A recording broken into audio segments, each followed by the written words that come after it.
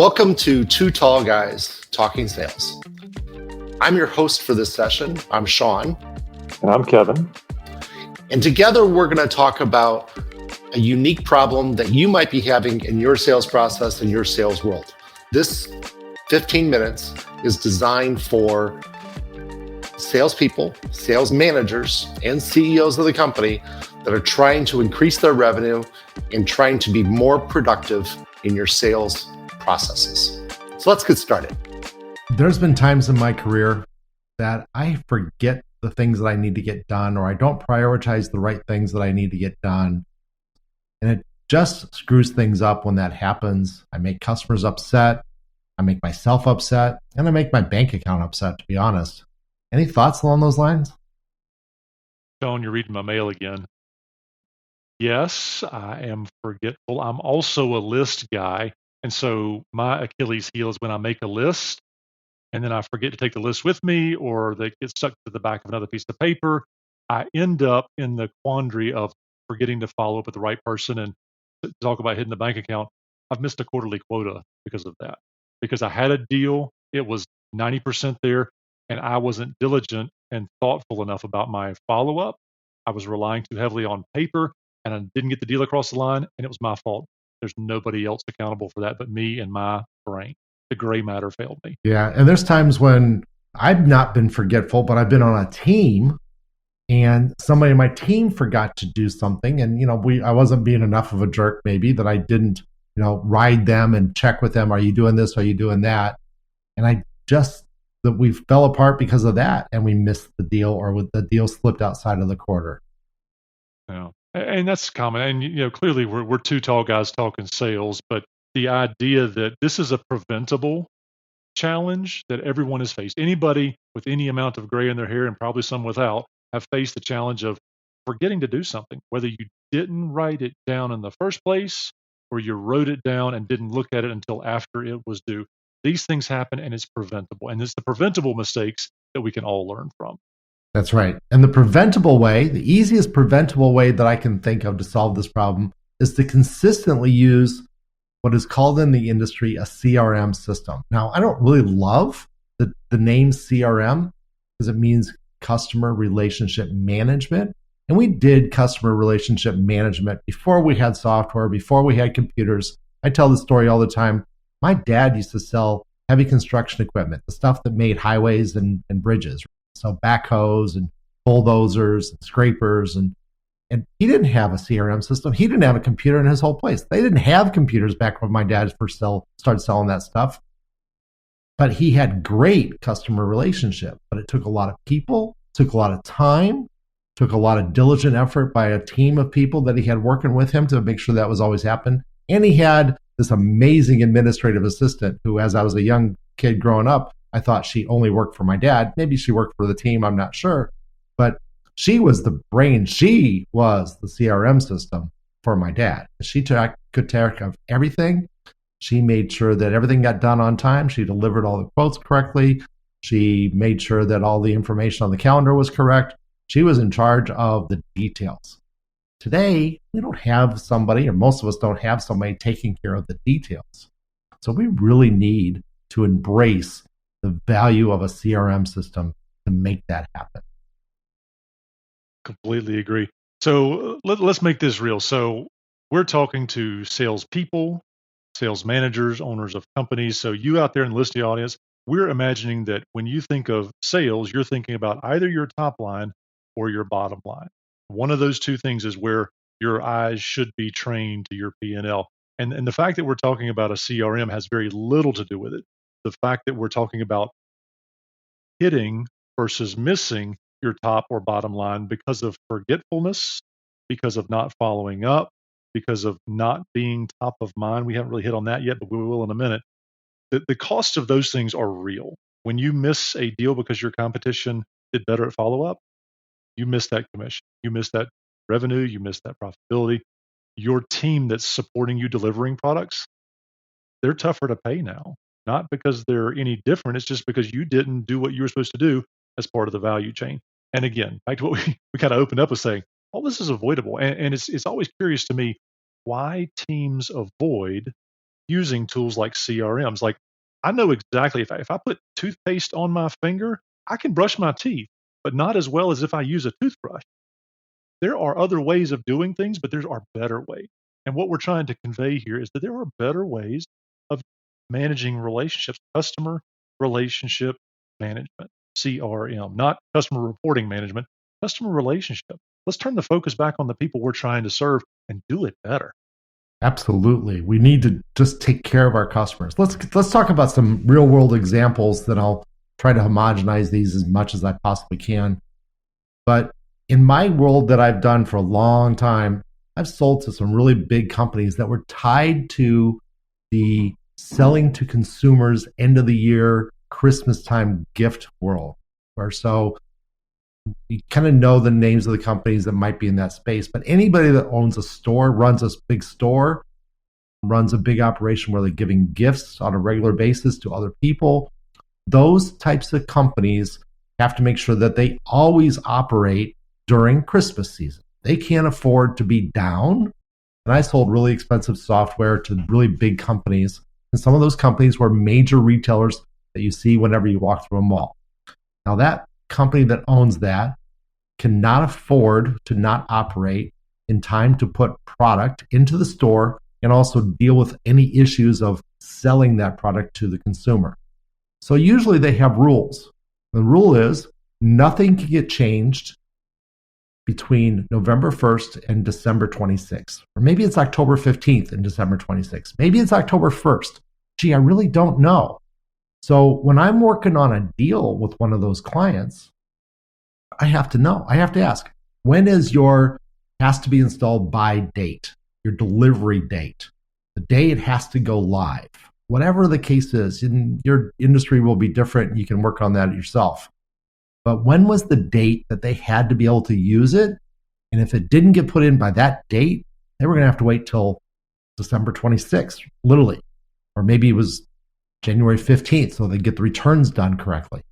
So they had those dates where they just couldn't change anything. And if I didn't know that when I was selling my product to them, then I could be in trouble because I'm thinking it's August. I got plenty of time before Christmas. Well, do I? If their stop date is October 1st and now it's August 25th, I don't have a lot of time to get that deal done, get them to buy it, get them to install it. So I may have missed the order. My order maybe had to place before August 25th. I might have had to get that deal done by the end of June in order to have that window of going live by October 1st. And that is a real thing. And the only way to really keep track of that, the only way to really make sure all of my team knew all of that information was communication and making sure everybody didn't forget the date that we were just talking about. And that date was been put into our CRM system. Everybody saw it. Whenever we did reviews of that project, we knew when we had to get that deal closed. We had to get that deal closed by June 30th. Otherwise, they weren't going to buy. They were going to wait until sometime later in the year, which wouldn't have agreed with my time of when I wanted to sell them. I think that's great. And it's probably a good moment for us to kind of dig in and say, this isn't just a software issue. This isn't just a consumer goods issue. Let's think about any tradespeople in the building trades. If you've got a commercial building that needs to be finished by a certain date, a restaurant that's going to open by a certain date, all the trades have to be done by a certain time so they can hire, test, QA, get building certificates of occupancy, COs done, which means you have to have permits well in advance. We're thinking up to a year or two in advance. So the date Sean and I are talking about here, we can loosely call it a requirements date, an occupancy date. So think about if you're taking occupancy. So if you lease space and you're going to move to a new space, your lease ends and your new one begins. If they're on the same day, there's a whole lot of coordination that has to happen to get you out of your place and into the new place, maybe Friday, Monday, whatever the thought is. But it's got to happen all at once. If you close down on a Friday expecting to be open Monday and it's a week delay because of rain, software, telecommunications, computers getting lost, you lose a week's worth of business. Now, that is a lot of time. 5 days is a lot of time. That is the trigger points for why we have, different types of insurance, business continuity insurance. So these are really big problems. And as salespeople, we have to be stewards of that time in advance of it being an issue. So the cost to us in sales world is commission if we miss it, but also the cost is reputational if we promise it in error and don't have a project plan to support it. So really important, high intensity, high risk things that we deal with. And so we lined out a couple there: project management, buildings, software, consumer goods. It's kind of starting to stack up, but this applies everywhere. So if you're a salesperson and have never asked, when do you need that by? Or how much do you need at what time? There's a thing called scheduled releases. I think most everyone who's listening to this podcast knows that I cut my teeth in construction wholesale. And if I was selling a big lump of product, doesn't matter what it was, to a manufacturer, to a construction wholesaler, to a building that was being built out, oftentimes they couldn't take all of it at once, but they could take and install or lay the groundwork for or frame out whatever components and pieces of that. And that allowed me to be a value player in their value to their customers. Their yards weren't jammed with a year's worth of construction product that were being used over the course of the year. I would send them monthly shipments or quarterly shipments or weekly shipments if the product was big enough. We've all driven down the road and seen big transmission pipes of sorts, ductile iron that's carrying some sort of fluid up and down highways. You can't put it in all at one time. It'd be great from a salesperson's perspective to sell it all or invoice it all at one time, but not realistic. So adding a little bit of reality, scheduling, and relationship management goes a long way for you to sell added value. And I'm just always curious about what to do with that next. But Sean, we kind of talked about the listeners hearing about the cost of not being top of mind. And how do you see a CRM playing into relationship management of just talking about the relationship when there's not an active deal? Thank you for saying that. Have you ever had somebody send you a note and said, hey, I thought that you might be interested in this. I was thinking about you. It had nothing to do with what they sell you. It had something to do with a mutual hobby, perhaps, something that they knew you were interested in, something that was kind of fun for you to talk about with them. It could be just current events. It could be, the score of the latest game for the big college in your town. I was thinking of you when I saw this kind of conversation. And that is a great way of keeping in touch, keeping top of mind, but not selling. So if you're selling something and that customer might be a customer again, so you've sold them a little bit, now you want to sell them some more in the future, but they're not ready to buy. They're not ready to do something. They're not ready to move forward with that next thing. And that's fine. You're not going to convince somebody to move forward if they're not ready. But you want them to remember you when it comes time to do that exercise, when it comes time to make that purchase. You don't constantly sell them. You don't send them your catalog every 3 months. You send them little notes to make them think of you. Little notes that are personalized to you, personalized to your hobbies, your interests, so that they can say, hey, I saw this and I was thinking about you. Let me give you an example. A friend of mine who's a potential customer is very interested in space, all things space. He's just a geek for astronomy. He loves the stuff. He thinks it's fantastic. It's what we tend to talk about 9 times out of 10 when we're on sales calls. So I wanted him to remember me. And so I keep track of things that are kind of cool about space.